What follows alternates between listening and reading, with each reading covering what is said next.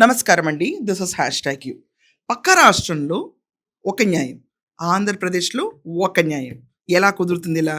దేశవ్యాప్తంగా ఒకే న్యాయం జరిగితే గనక ఈరోజు సోషల్ మీడియాలో వైసీపీ వాళ్ళు అవ్వనిండి, ఏ పార్టీకి సంబంధించిన వాళ్ళు అవ్వనిండి, కారు కోతలు కూయటం అనేది ఆపేస్తారు కదా.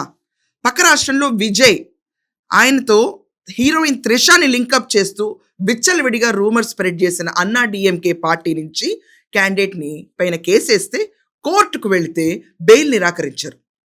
7 సంవత్సరాలు లోపపడే శిక్షే కదా, దీనికి బెయిల్ ఇచ్చేయచ్చు కదా అన్నా కూడా బెయిల్ నిరాకరించారు.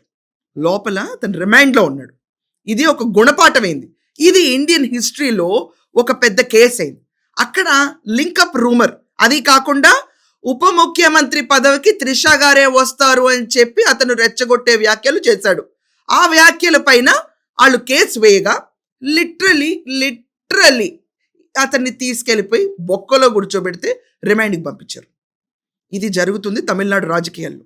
కానీ ఆంధ్రప్రదేశ్కి వస్తే డైరెక్ట్ ఉప ముఖ్యమంత్రి అవనండి, ముఖ్యమంత్రి అవనండి, డిప్యూటీ స్పీకర్ని అవనండి, ఎవరు పడితే వాళ్ళు ఏదన్నా అనొచ్చు, ఏదైనా.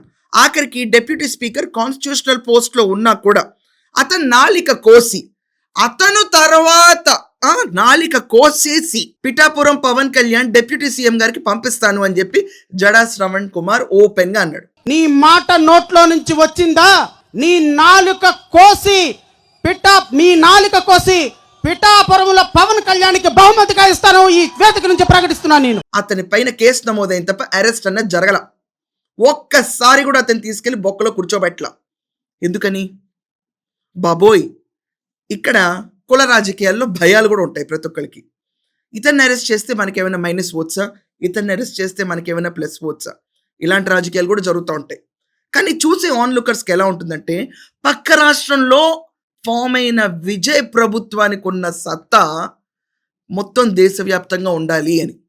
ఈరోజు కేవలం పవన్ కళ్యాణ్ కాదు, రఘురామకృష్ణరాజు కాదు, చంద్రబాబు నాయుడు కాదు, సామాన్యులు చాలామంది సోషల్ మీడియా ట్రోలింగ్స్కి బలవుతారు.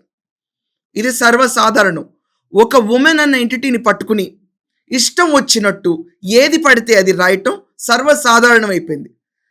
చివరికి ఒక వీడియో పెడితే దాని కింద ఇష్టం వచ్చిన లాంగ్వేజ్లో అబ్బాయిని అమ్మాయిలాగా, అమ్మాయిని అబ్బాయిలాగా నోటికి వచ్చిన కారు కూతలు రాస్తారు. దేనికోసం? భయం లేదు. ఒళ్ళు దగ్గర పెట్టుకుని ప్రవర్తించాలన్న భయం, విజ్ఞత లేదు. ఏది పడితే అది మాట్లాడితే బూతుల్లో మాకేం జరుగుతుందిలే, పో తర్వాత చూసుకుందాం, పో చట్టాలు ఎంత వీక్గా ఉంటే మమ్మల్ని ఏం చేస్తాయి అన్న ఒక నిర్లక్ష్య ధోరణి.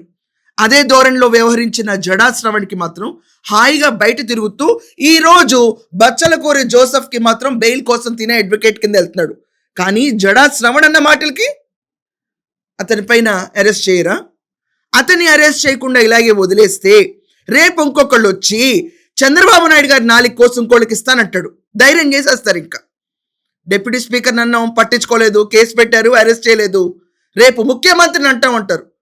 రాష్ట్రం షాక్ అవడం తప్ప ఏ పరిస్థితిలోనూ ఉండదు ఇలా చేసుకుంటూ వెళ్తే. రేపు ముఖ్యమంత్రి గురించే ఇలా అన్ని ఎవరు పట్టించుకోలేని పరిస్థితిలోకే మనం మొద్దుబారిపోతే గనక సామాన్యుల పరిస్థితి ఏంటి? ఇది పెద్ద ప్రశ్న ఇక్కడ. ఈరోజు పవన్ కళ్యాణ్ గారు బచ్చలకూరి జోసెఫ్ని అరెస్ట్ చేయించిన దాంట్లో వాళ్ళ కార్యకర్తలు పెట్టిన కేసుల్లో అతను పోలీస్ స్టేషన్ చుట్టూ తిరుగుతానే ఉన్నాడు. ఎస్, అతనికి బెయిల్ వస్తున్నాయి. బెయిల్ వస్తే అతను తప్పు చేయలేదని కాదు అర్థం. అక్కడ అది 7 సంవత్సరాల లోపు శిక్ష ఉంది సిచ్యువేషన్ కాబట్టి బెయిల్ ఇస్తున్నారు. కానీ ఇతను చేసిన వ్యాఖ్యల వెనకమాల ఉన్న ప్లానింగ్ గురించి ఎవరు మాట్లాడరేంటి? దాని గురించి ఎవరు ఆలోచించరేంటి? తమిళనాడులో దీనికంటే సివియారిటీ తక్కువ, చాలా సివియారిటీ తక్కువ. ఇక్కడ ఓపెన్గా నాలికి వస్తాం, ఓపెన్గా గుడ్డలోడు తీస్తాం, ఓపెన్గా మాట్లాడేస్తున్నారు ప్రతి ఒక్కటి. Open, public open, broad daylight లాగా నైట్ టైం ఫ్లడ్ లైట్స్ పెట్టుకుని హీరోయిజంగా ప్రకటించుకుంటూ రెచ్చిపోయి మాటలు చేస్తే కనీసం అరెస్ట్ చేయరా? ఇది మొదటిసారి కాదు ఈ జడా శ్రవణ్ చేసే మాటలు. ప్రతిసారి కోస్తే 3 రోజులకి సరిపోతావు. ఏంటండి ఇదంతా? డిప్యూటీ స్పీకర్, డిప్యూటీ సీఎం వీళ్ళకే రక్షణ లేనప్పుడు వీళ్ళు తీసుకొచ్చే కొత్త చట్టాలలో సామాన్యులకి రక్షణ కల్పించాలంటే ఎన్నేళ్ళు పడుతుంది? ఒక్కసారి ఇలా మాట్లాడే హయ్యర్ అప్స్లో ఉన్న వీళ్ళని లాగి కూర్చోబెడితే కింద ఎవరు మాట్లాడడానికి భయపడతారు. బాబోయ్, చట్టం అన్నది ఒకటి ఉంది, చాలా సీరియస్గా వెళ్తుంది. పోలీసులు మక్కిలెరగదీస్తారు మమ్మల్ని ఇలాంటి మాటలు చేస్తే అని చెప్పిన భయం కల్పించాలి. ఏం లేదు, కేసులు పెడతారు, అరెస్ట్ చేయరు, అలాగే ఉండిపోతుంది. రఘురామకృష్ణరాజు గారు కస్టోడియల్ టార్చర్ కేసు ఇప్పుడు దాకా లైమ్ లైట్ చూడదు, అలాగే ఉంటుంది. పవన్ కళ్యాణ్ గారి గురించి సోషల్ మీడియా ఓపెన్ చేస్తే ట్రోలింగ్ మీద ట్రోలింగ్. ఇన్ఫాక్ట్ బచ్చలకూరిని అరెస్ట్ చేసిన తర్వాత కూడా ట్రోలింగ్. నేనే చూసా ఆ ట్రోలింగ్ని. భయం ఎక్కడుంది? నిర్లక్ష్య ధోరణి పెరిగింది. ఎందుకంటే ఇది సెంట్రల్ గవర్నమెంట్ తీసుకురావాలి కదా యాక్ట్. ఇప్పుడే ఎక్కడవుతుంది? ఇప్పుడు అవ్వదు. అది రావాలంటే కొన్నేళ్ళు పడుతుంది. ఆ కొన్నేళ్లలో మనం ఎంతన్నా చెలరేగిపోవచ్చు, రేపు మన్ని మర్చిపోతారు. ఇది ధోరణి. కానీ పక్క రాష్ట్రంలో ఎలా ఇంప్లిమెంట్ అయింది, ఇక్కడ ఎలా ఇంప్లిమెంట్ అవ్వట్లేదు. పక్క రాష్ట్రంలో కోర్ట్స్ ఎలా బెయిల్ ఇవ్వట్లేదు, ఇక్కడ ఎలా ఇచ్చేస్తున్నాయి. ఇది సామాన్యుడి మనసులో ఖచ్చితంగా ఒక ప్రశ్న రగులుతుంది. ఇలాంటి ప్రశ్నల గురించి మాకొద్దు, మేము జస్ట్ వింటాం, సరదాగా రీల్స్లో చూసి ఎంజాయ్ చేస్తాం. వీళ్ళు వాళ్ళని తిట్టారు, వాళ్ళు వీళ్ళని తిట్టారంటే రేపు మనలోనే ఇంకొక ఉగ్రవాది మొదలవుతాడు. ఇంతమందిని తిడుతున్నప్పుడు మనం తిడితే తప్పేంటని కమెంట్స్ రూపేణ మన దోల తీర్చుకుంటారు. ఇది ఒక సైకలాజికల్ ట్రేట్ మారుతుంది. సో ఫస్ట్ చేయాల్సిన పని ఏంటంటే నోటి దోల ఎక్కువై మాట్లాడిన ప్రతి ఒక్కళ్ళని, yes let us put it in an order.